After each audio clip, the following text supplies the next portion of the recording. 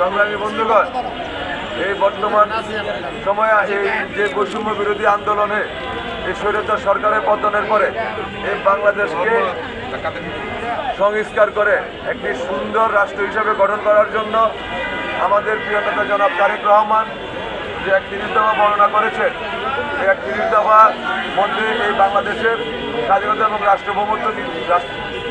স্বাধীনতা এবং সার্বভৌমত্ব নিহিত রয়েছে। এই বাংলাদেশের মানুষের মৌলিক অধিকার, গণঅধিকার, ভোটাধিকার, গণতন্ত্র নিহিত রয়েছে। এই ৩১ দফা বাস্তবায়ন হলে এই বাংলাদেশ একটি উন্নত রাষ্ট্র এবং উন্নত মানুষের উন্নত জীবনমানের ব্যবস্থা হবে। সেজন্য এই ৩১ দফাকে বাস্তবায়ন করা আমাদের জন্য অত্যন্ত প্রয়োজন।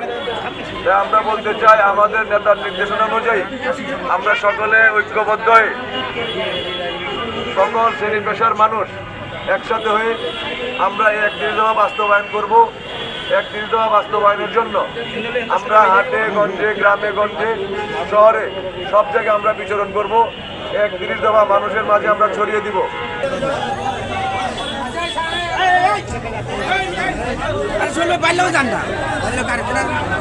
মহিলা